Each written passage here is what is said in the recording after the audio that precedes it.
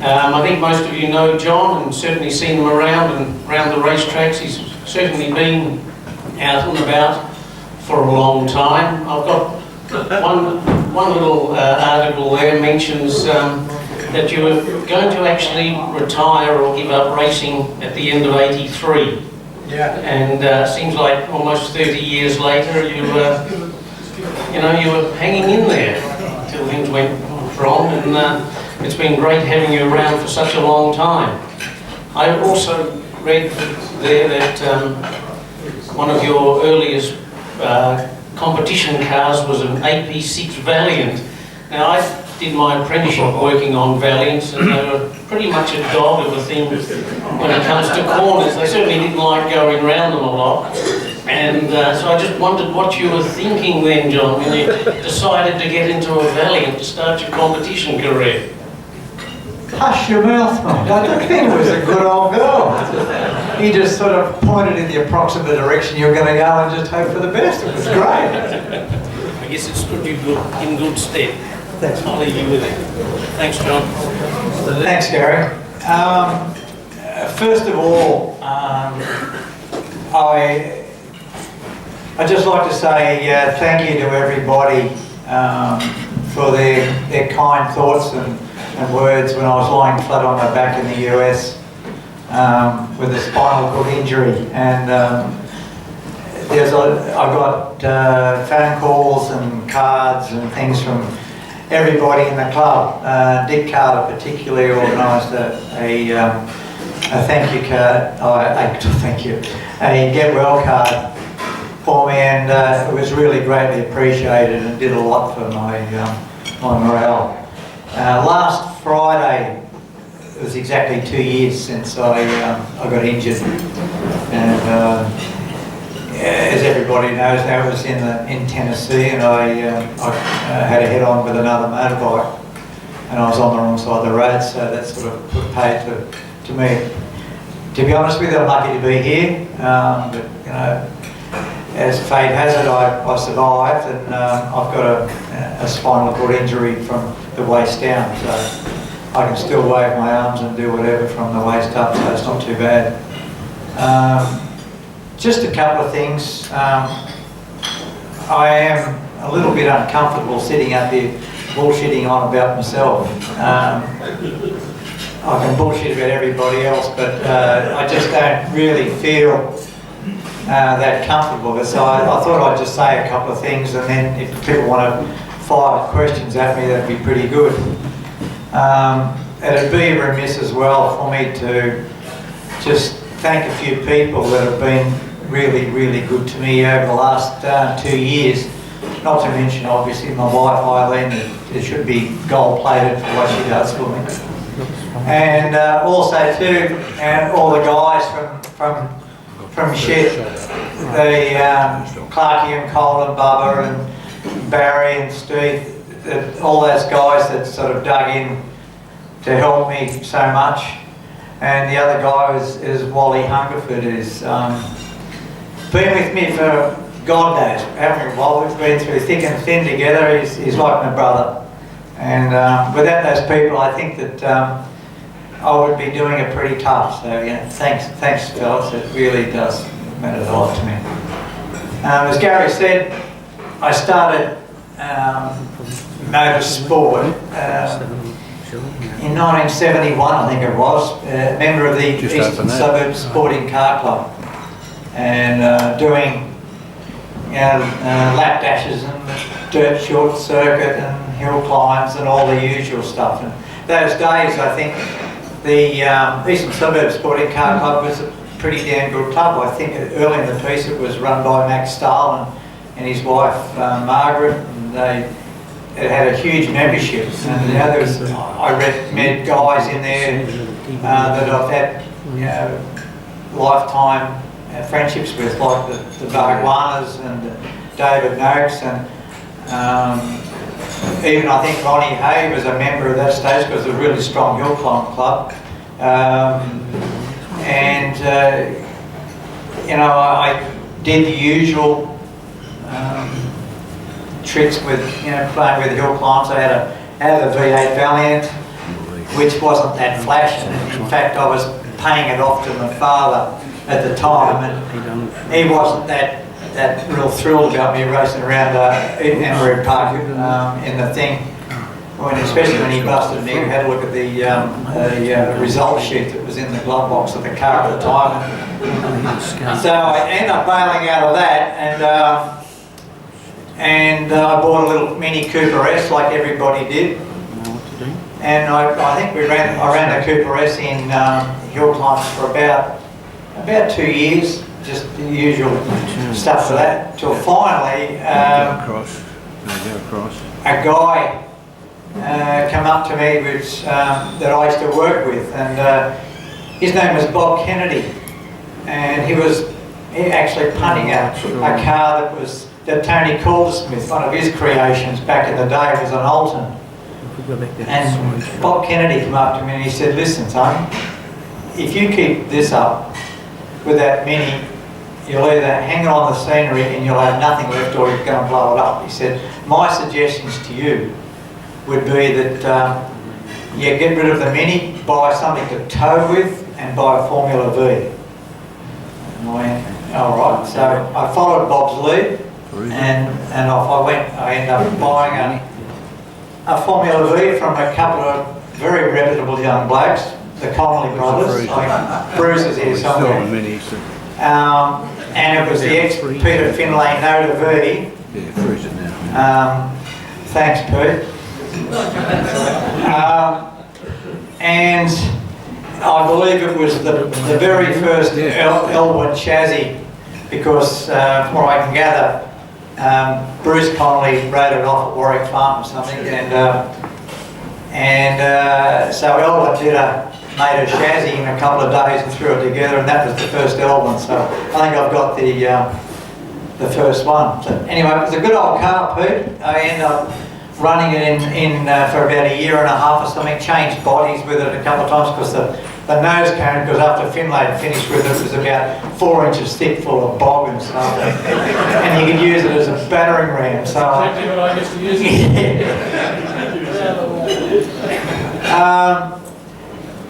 So I ran that, and then ended up with one of Brito's creations, with a Ranmax for the last year, and I had a pretty good run with the Ranmax, and ended up sort of winning the Yamaroo series and a few things in Formula Vs, and I just really enjoyed myself those days. It was pretty carefree with the V, and you didn't have to do a real lot to get them to go half okay.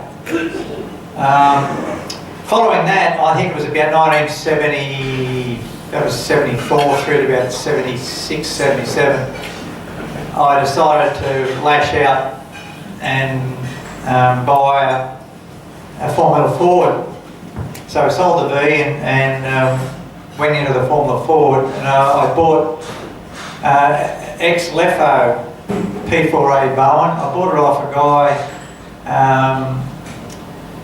what's his name? John Davis. No, John Davis had a P4X. He won that in a raffle. Harry Macklin it was, and he bought it off someone that bought it off Lefo. And it was a nice little car, but I knew Jack about Formula Fords.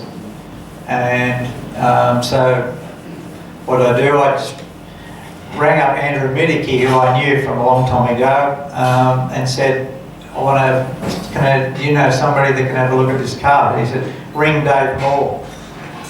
So I did, and I rang Dave and I said, you don't know me, but I bought a Formula Ford, and Andrew said I could bring it over to have a look at it. And he said, yeah, bring it over. So I did, and it started a fantastic relationship that I had with Dave. I think that was in probably 1975, and we've sort of been together like as friends ever since.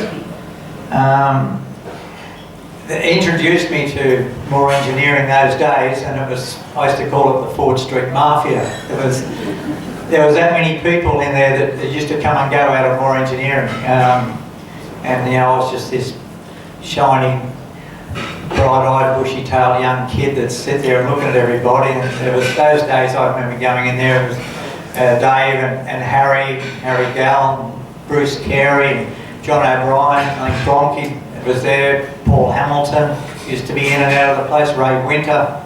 And I just look at all these guys that were coming and going. I think the Simmons brothers used to come and go. And I gathered that those days that Moore Engineering never really closed. There was like a morning shift and people would go and do stuff, and by and after work more people would come and go, and there'd be so much work going on that I looked at it and figured out that if you really want to be serious in motor racing, it's a full-time job. You've got to just go and do everything you can, and you've got to be committed. And I think that gave me a lot of commitment to keep going, to move ahead, and try and do what I can. So we ran the Formula Ford, and I was pretty. I did pretty well with it, with a bit of help. Particularly early in the piece, there was another Eastern Suburbs guy that helped me out. His name was Kerry Rundle, and he was from the Leppington Inn Hotel. So I used to keep the car out at the Leppington Inn pub a lot of times, and I worked as a real estate valuer for the Department of Main Roads. So I was always out on the road getting around everywhere, so I reckon I valued Oran Park about 4 million times. You go around at Oran Park, then go back into the office and say, geez, I've had a hard day in the field, you're all hot and sweaty and everything. So, but there were good days, and of course after that I've just moved on through Formula 2 with Harry's car is the first little Galloway, and then with sponsorship from Mr. Juicy, and then the Rolls RT1, which was Larry and Bruce ran it in New Zealand, and David Mackay owned the car, and Graham Watson, and I drove that car for him for a couple of years till I ended up buying it off them. And we ran that in Formula 2, Formula Atlantic cars, or Formula Pacifics, and raced it in New Zealand, and did all sorts of stuff with that car, and I just adored it. At least Doug MacArthur still got it and still looks after it. It's just a fabulous little car. And as things moved along, you look and see, what you could do, what you can't do, and I ended up with a Rolls RT4. Again, a good car, but I did do some serious damage to it. And the RT4 was a great car, but to be honest with you, I was more happy and more at home in the RT1. And we had a lot of good times with the RT4, and it was a very good car, but you had to be a bit more precise in the way I used to drive with it. I remember once, Ron wouldn't remember this, but he was in England, and I had the RT1, and I was always sort of throwing it off the road at the last minute with a bit of exuberance, and I kept hitting the lock stops on it. And I said to the guys, to Wally at the time, I said, mate, you've got to be able to do something with this car. I said, I just keep hitting the lock stops. Anyways, he said, I'll ring Ron and see what he has to say about it. And of course I rang England, and it was Ron, and I said, who I was, and he didn't know me from anything. So I said, but I've got a problem. And he said, what is it? I said, I keep hitting the lock stops. And all I got from the other end of the phone was, don't bloody well drive like it. And that was the end of it. He hung up. Just a bit of advice from Ron.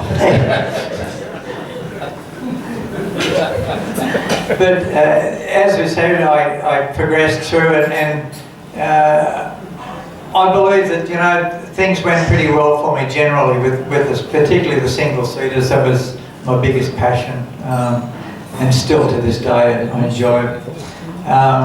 We raced in New Zealand. We had success over there. I had a couple of crashes over there, but usually a lot of success.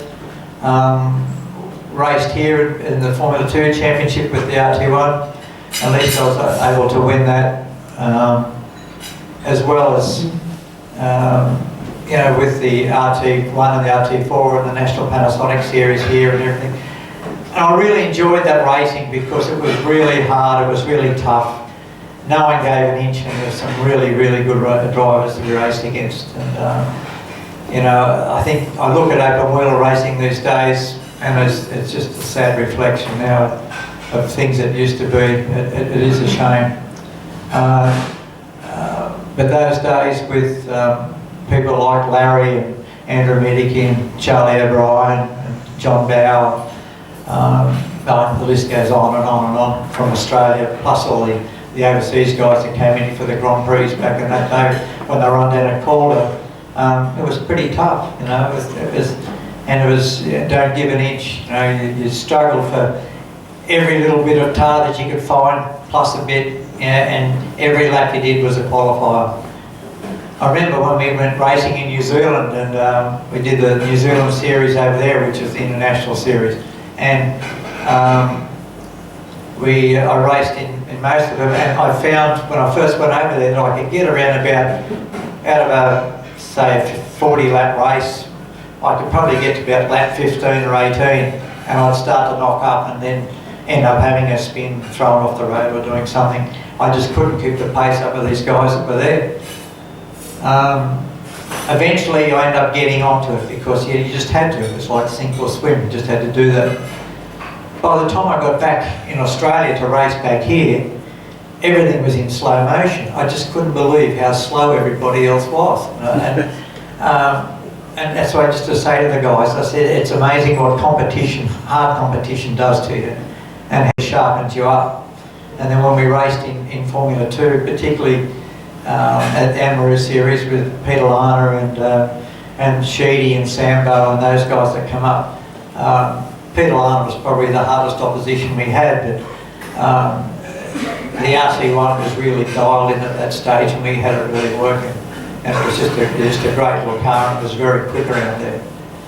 But that was about as far as I went with the single-seaters. As Gary said, in '83, I finally had to cry enough because I'd run out of money, and I looked at it and said, you know, that was as good as I was going to get, which was second in the Grand Prix.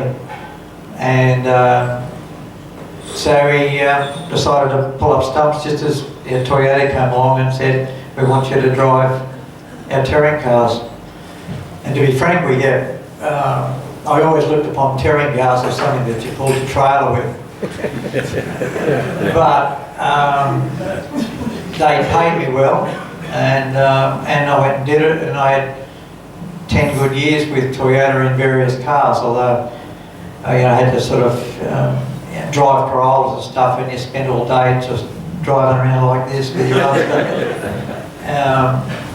The little Corolla at the stage, I think we won 23, we had 23 class wins out of 23 starts with it, and I think I did two or three class wins at Bathurst and bits and pieces, so it was pretty good,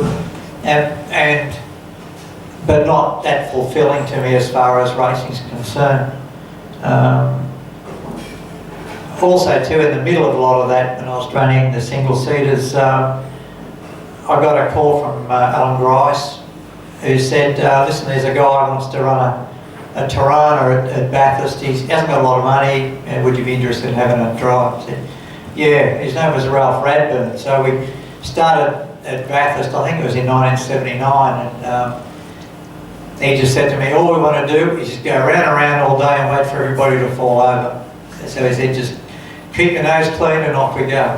And sure enough, we went round and round and round all day, and everybody did fall over, and we ended up third.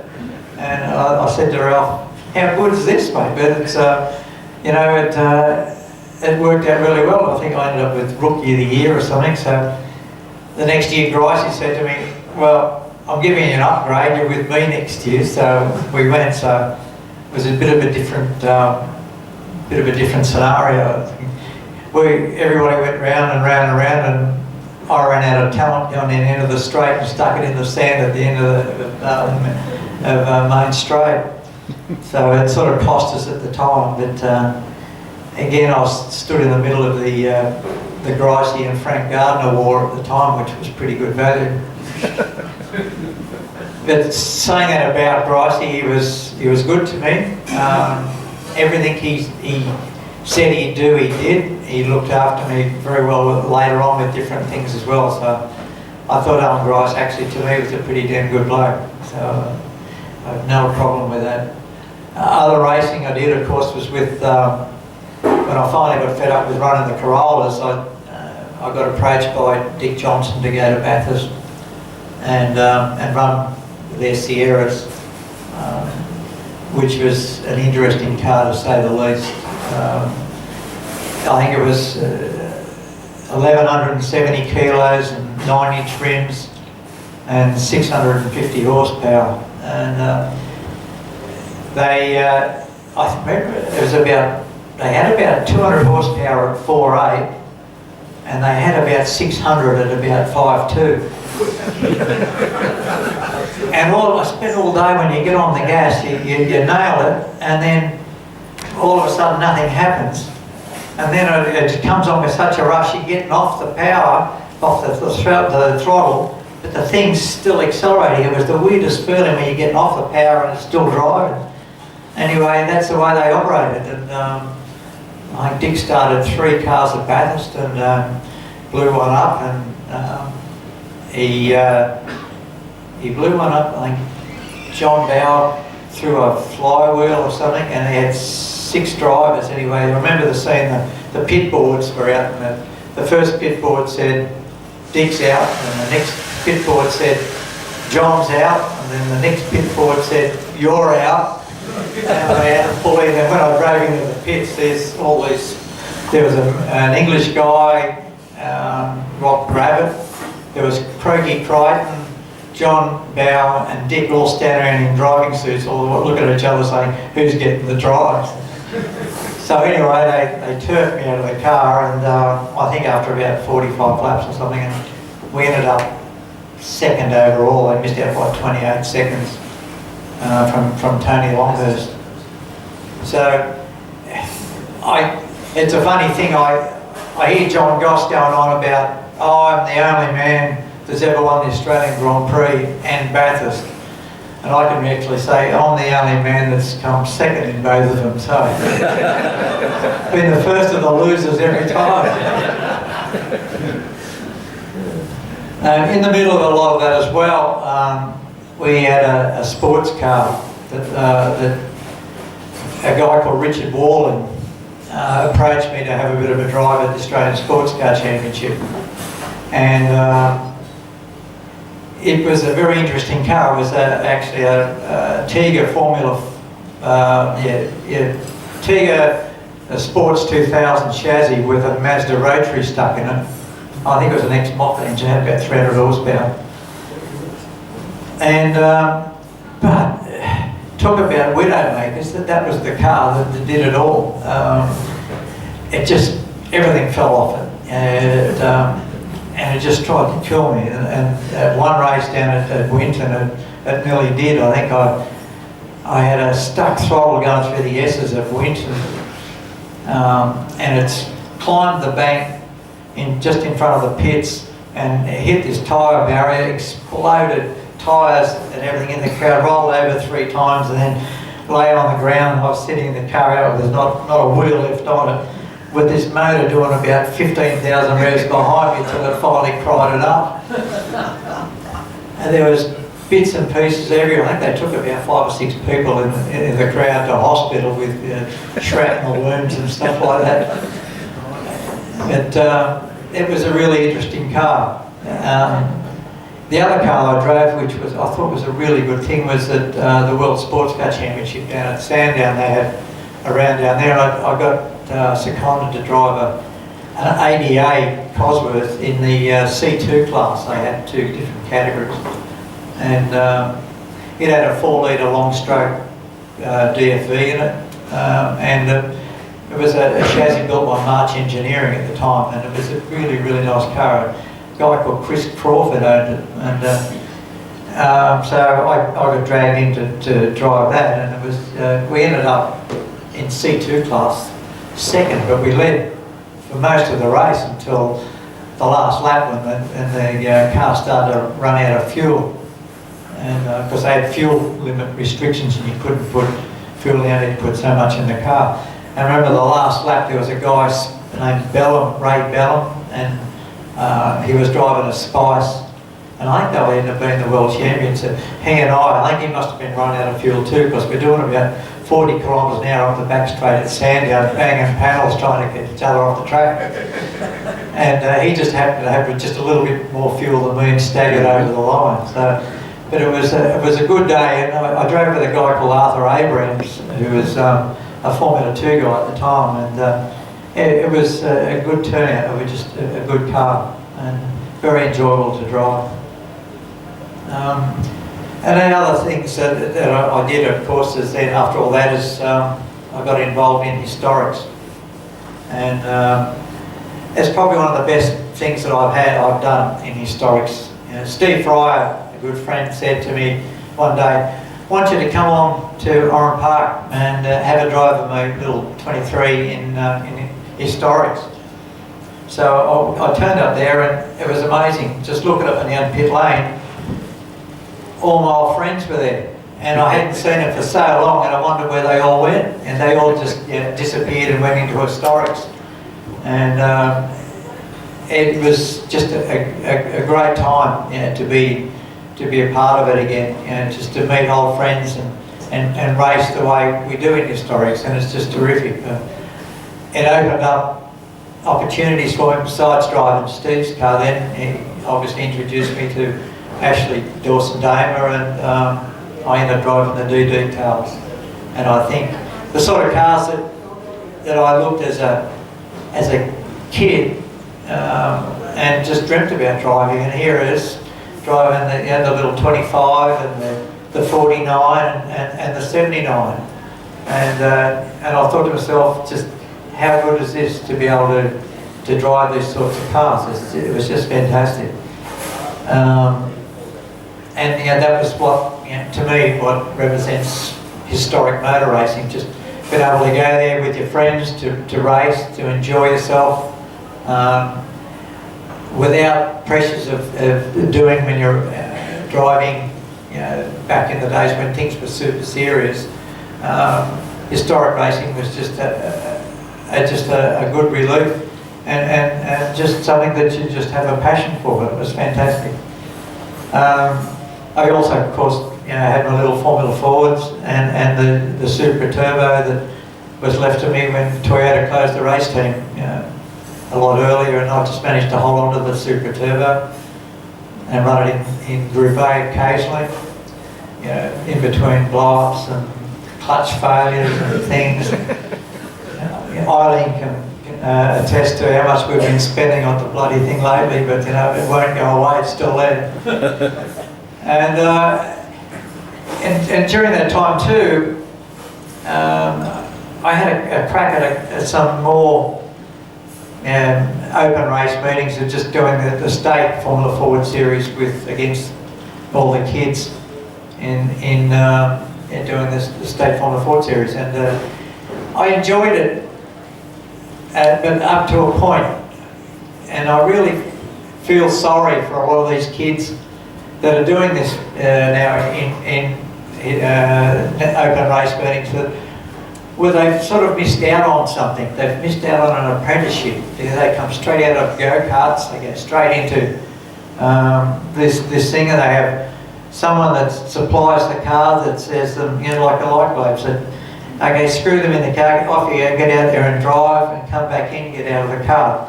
They know nothing about any preparation, they know nothing about setting a car up. Everything is done for them. We just see these kids there with their driving suits down around their waists and a pair of headphones on, listening to whatever they listen to, Justin Bieber or something, I've got no idea. But without any real input into what's going on. And I think that Australian motor racing is missing out on something here. I suppose I was lucky to go through an era back in the days of more engineering and later with Liston Fisher, where we had the cars there and we worked on them every night and weekends and stuff, and that's how you did it. You drove overnight to get to Melbourne to race the car for the weekend and drive overnight to come back. You don't fly down and just you wait for Dad to shell out the for you to have a drive. you did it yourself and you worked hard for it. But I just see a lot of stuff these days with these kids, and they haven't got it yet. And along those lines, if that continues along through the years, I feel a little bit concerned about historic racing down the track, because we've bred a wide generation of people that want everything now and don't want to work for it. They don't want to put in the hard yards. And where do we go with historic racing in 20 years' time or 30 years' time? Where are we going to be with it? I'm not sure. But I am glad, one thing, that I've been a part of it now. It's just been fantastic. And to all of you guys, thank you very much for letting me be a part of all of this, because it has been amazing. You never know, with all the work that I'm doing, I might be able to stand and walk again. I don't think I'll ever drive a Formula Ford again, or I might be able to get around. It'd be great to jump in the Supra and do something, but we'll wait and see. I'll just do a lot of work, but you never know. Thank you very much. Has anybody got any questions they want to throw at me? I'll bet.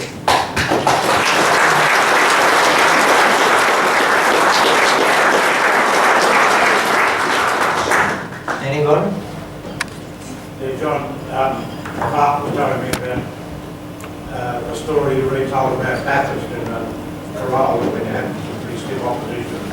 Rodney had to help out. Yeah, that was it was the world. Remember they had a world touring car championship round, probably late 80s.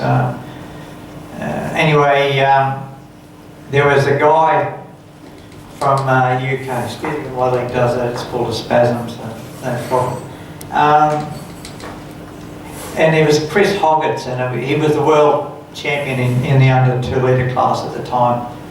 So anyway, he's turned up with this hot rod Corolla, and I was a little bit concerned about how we're going to go in qualifying. So Bondi was running his Alphas at the time, and he said to me, do you want a hand? And I said, yeah, a hand would be good in practice. And he said, I'll tell you what I'll do. He said, I'll shove you up the hill and I'll tow you down the hill.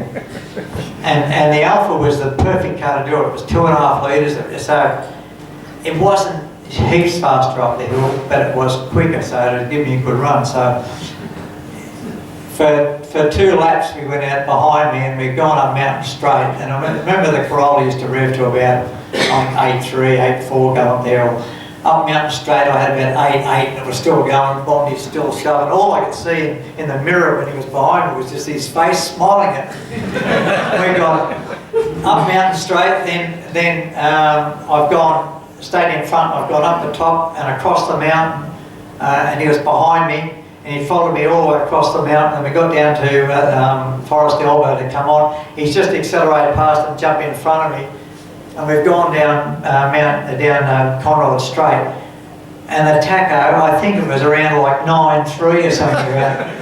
And I think, oh my God. Anyway, I ended up getting pole by 3 seconds. And the poor old Poms that turned up here were shot to bits. They didn't have any idea what happened, you know.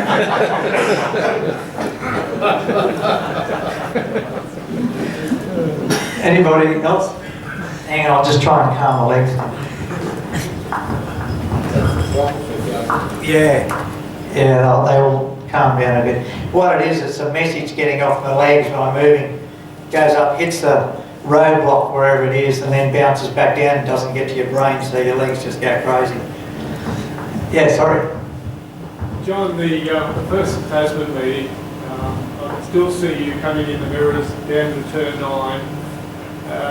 Went through turn 1, waved you past, and then Spencer was about that far behind. But I didn't see Spencer on the run down to 9. Just tell us a little bit about that first race. Yeah, well, what it was, I just slowed down and let Spencer catch up. Spencer may not agree with it, but the bottom line was that I got too much of a gap, and I thought I've got to put on a bit of a show here, so I'll slow down and wait for him. Well, not really anyway. What happened, the 49 had a major fuel pickup problem in the tank, and it was all right while you had the tanks full, but it used to get down with about about 20 litres to go or something, and all the fuel would start to sort of go off to one side of the tank, and it just wouldn't pick up. So, you know, and around Eastern Creek, when you so many left-handers, the poor old thing would get around there, then it'd have a big fuel surge and cough and splutter and almost cut out, and then you straighten up and off she'd go again, and did this about, I think, about the last 5 laps. And Pearl Spencer was working away, and I remember he got past me once, and then, but I knew I had him covered. If I was within about 4 or 5 lengths of him coming onto the straight, I knew that he was toast. And sure enough, I got him. So it was close. I think it was only about half a second hit in between us, but it was a good race. It was. Where's the 49 now, John? 49 got sold. It had just gone through being sold in the UK, and Adrian Newey bought it. So you could imagine that getting parked over to one side of the old Red Bull shed, and I'll say to the boys, "Here, get stuck into that." And of course, all of them look at it and say, "Well, you know, what do we do? What is it?" They've got no idea. You know? Yeah, here's a screwdriver. There's can't plug the laptop into that one. Yeah. John, obviously you've driven on lots and lots of different race circuits, both here and in other countries. Maybe you'd just like to talk a little bit about the highlights of some of the circuits that you like the best. Yeah, obviously Bathurst was by far the best circuit that I think I've been on. I remember every year you go up to Bathurst and you're driving into the place, you know, and you're sort of out around, I'm trying to think, just out of Bathurst where the big motel is, where the mine are, and you can see the circuit in the distance, and all the hair used to stand up on the back of my neck when you look at it and say, you know, this is a real racetrack, and it really is. It's just a business. Other ones, like obviously Phillip Island was good, although it's never been kind to me. That was probably one of some of the lowlights of my career, was totaling Dave's his role at Phillip Island. Wasn't a good time for us that time, Dave.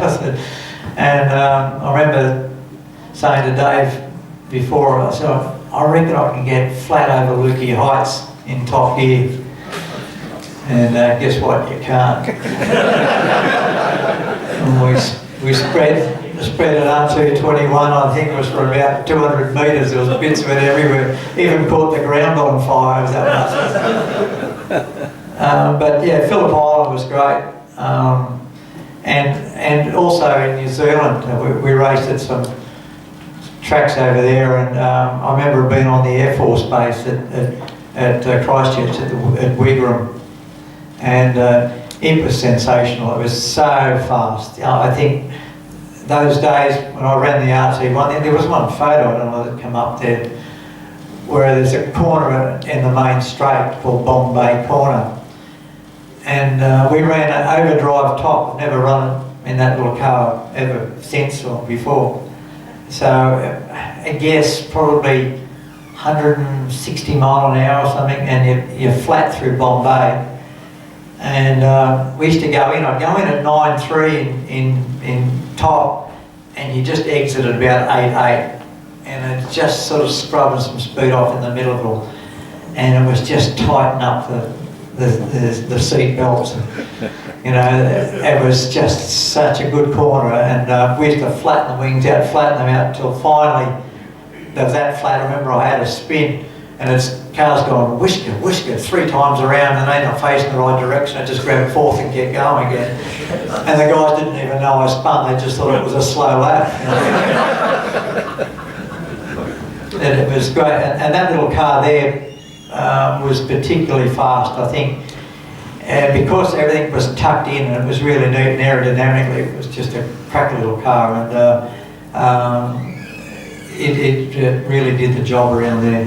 Mind you, I think I got crashed off the line by Andre de Cesaris at the time. I think he was having one of those big blinks that he did back at the time before he got to Formula One. And I remember him hitting me from behind, like I either broke a drive shaft or something off the start. Got hit by De Cesaris. Most people did. Yes, most people did. And if you look at the people we were racing against back those days in New Zealand, it was fantastic with, you know, Teo Fabi and then the locals, McMillan and Millen. Aya Elg is a Swedish guy. All the Americans used to come over, like a lot of the guys from Europe that were racing, because they were off season in Europe, so they come out here and just to keep racing. A lot of the guys then were aspiring to Formula One, and it was just fantastic racing, and probably the best racing that we ever did. Yeah, KK racing there, didn't you? Yeah, Keke Rosberg, he was there. He was the year before I got there, and yeah, Brett Riley came back from England. He was. They're all doing F3 back in those days, and come back and do Atlantics and that. And the same as, you know, when we got it for the Grand Prix here in 81 through to 83. It was just, I just believe, a golden time for racing in Australia, because someone that could race with me with my budget, which is probably, you know, a lot less than people thought. We struggled pretty hard, and we worked for every cent that we had with the car, but we could be competitive. Sitting on the grid, I knew that I had the same equipment as Alan Jones and Jacques Lafitte and you know, Alain Prost and all those other guys that I raced against, and they were just, from my point of view, it showed me that yes, I could be competitive with these sort of guys if I, you know, went overseas and did it. But I didn't. I went overseas and plunged in on Mike Quinn. He was here somewhere. And stayed with Mike Quinn and watched him race, because I really, I suppose, didn't have the drive to go and live like a pauper and do my racing. Whereas, you know, that's why I take my hat off to Quinny. He went and did it, and I'll always always wonder, you know, was I good enough? Was I not? You know, and it's a funny thing, just a bit of an aside. My son's a wakeboarder, and he ended up winning the world championship at wakeboarding in America. And when he left to go, about 10 years ago, he went to the States to stay there in the US summer. And he said, "Oh, should I go? Should I go?" And I said, "Yeah, you go. Don't die wondering. Don't be like me. You know, I'll die wondering whether I was good enough." And but at least he went and he did it, and he won the world championship. Yeah, well done. Anybody else? No, We all it's done, easy. are we? Come on, John, just one question about the future of historic racing. What's your perception on how we should go about trying to get younger people fired up about historic racing? I don't know, David. It's a hard question. See, the people that everybody in this room is passionate about the cars, and they're passionate about the racing, and we all came from that era. But these kids are detached from that. They're not passionate about driving their Van Diem at the moment. They're just looking to try and get into something else. And we were like that back those days. You know, today's racing car is, if it's not as good as, you know, my RT1 wasn't as good as an RT4, so I'd have an RT4. But down the track, I can still just see this generation of not being like that with any of our stuff. There's no single seaters being raced here. They're all out doing bloody V8 stuff. When a kid gets out of Formula Ford and aspires to drive a V8, then something's wrong. Yeah, And, well said. You know, I always said that, yeah, when you've finished racing hard, you retire and you drive a touring car. That's the way it is. That's what I did. Yes.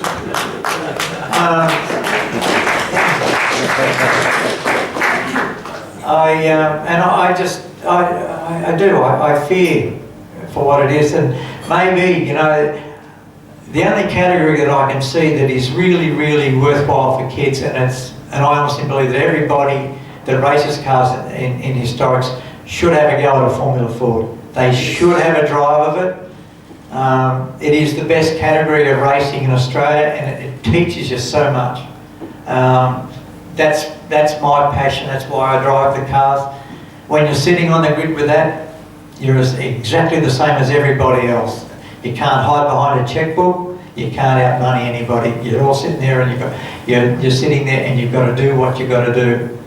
And driving a Formula Ford is where you actually you scramble for every inch of tarmac, every inch that you can find, because you know that that's what you've got to do to get there. I just really enjoyed it. That's been my passion the whole time, as everybody knows. That's what I've always.